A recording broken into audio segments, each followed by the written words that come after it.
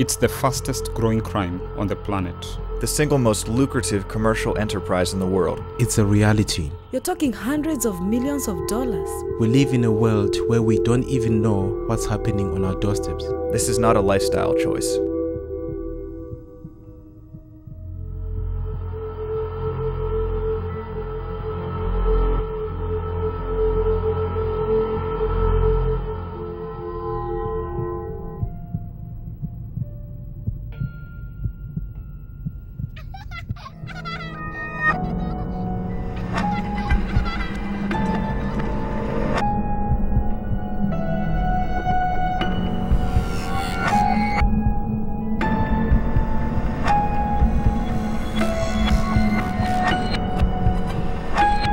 That enslaves children with drugs and sells them for sex.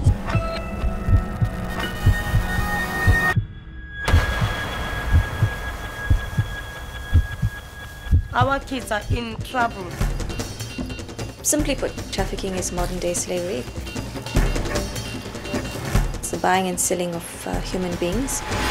Basically, almost any dealing in a person through various means such as threats, force, or coercion for the main purpose of exploitation.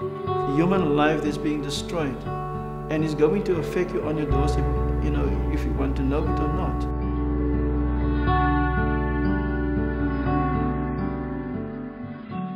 Trafficking is happening in South Africa, and you can believe it. I'm seeing it in the cases. I think we have not even touched or scraped the tip of the iceberg. Each of one of these four guys were giving her 200 so as to sell this kid, the 12-year-old girl. After that, they raped her. One of them said, "Once you tell people what I have done to you, I will kill you."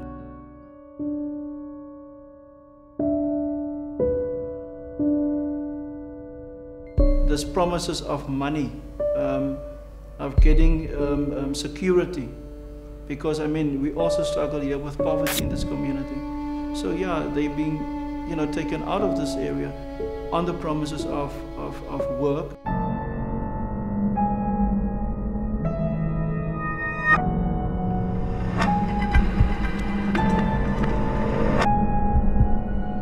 It's very easy to come to South Africa to find girls like us, to just tell people that we've got this opportunity for you to go to UK, because they know here in South Africa there isn't much jobs.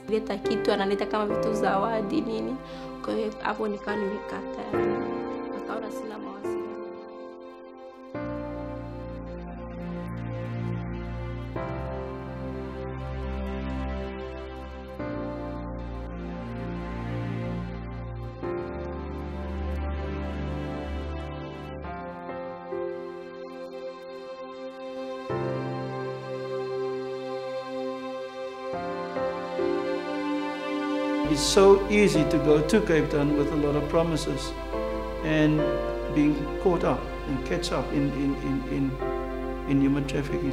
Cabanga obuhlungu obuzwa ngumzali ongakwaziyo ukuthi indodakazi yakhe engaphi. Indoda bani ebamba abantwana enkonzi? Kungabe kunjani ngabe indodakazi yakho wena?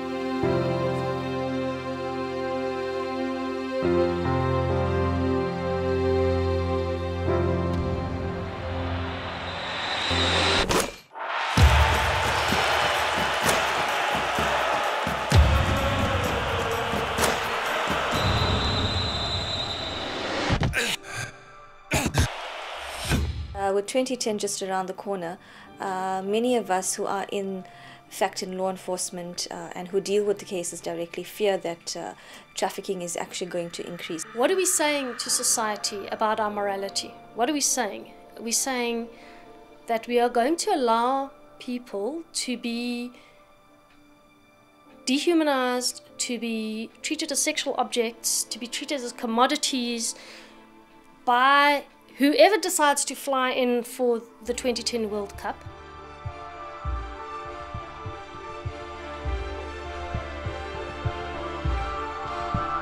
A friend of mine one day asked me, "Do you want to go overseas?" I said, "Yes, I'd love to go overseas." She said to me, "Okay, there's a place in Bellville that takes black ladies to go overseas for work. I said, okay, we go. The strange thing was that they didn't give us the numbers. Every time when they phone us with a private number. And then I just asked a friend of mine if she can make a research about this company. Then she made a research, but she couldn't find anything. I didn't go back there in the end of May to go pay the deposit and do the whole thing. But my problem now is that I'm worried about the other girls too, because I think after they told us we were going to be maids there and work in the restaurant as well, they were going to take us from being a prostitute to go to UK. Yes, there is a link between prostitution and trafficking. I think it can't be denied. And I think that recent attempts by the South African Law Reform Commission to look at the legalization of prostitution without considering trafficking, I think are misguided. I definitely see a link between prostitution and trafficking. In fact, I would say 99% of my cases that I receive, the underlying offence is prostitution. Most of our trafficking cases are blown open because the police are able to go into a premises and say, you're running a brothel, that is against the law.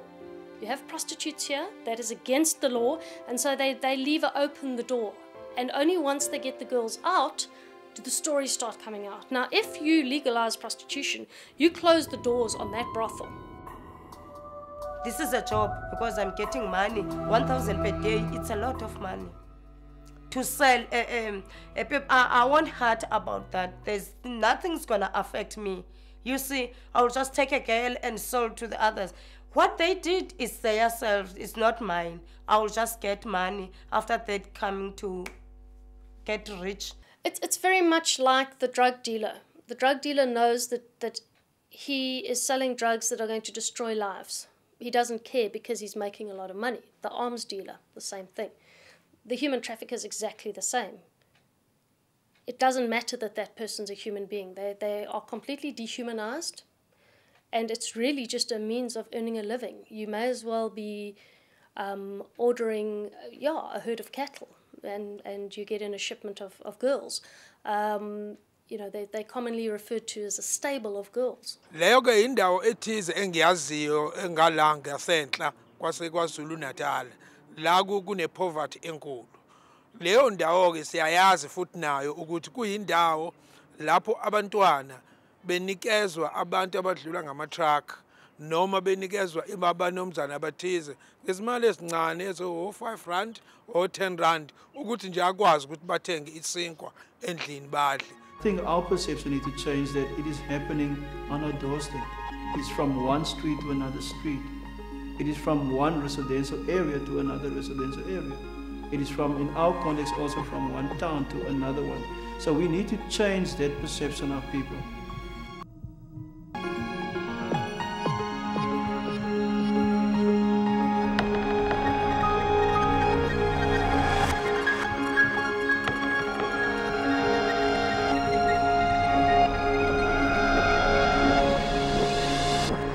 An obligation to educate people and to tell them about the other face of prostitution and the other face of trafficking and what is actually going on, because most people don't want to know.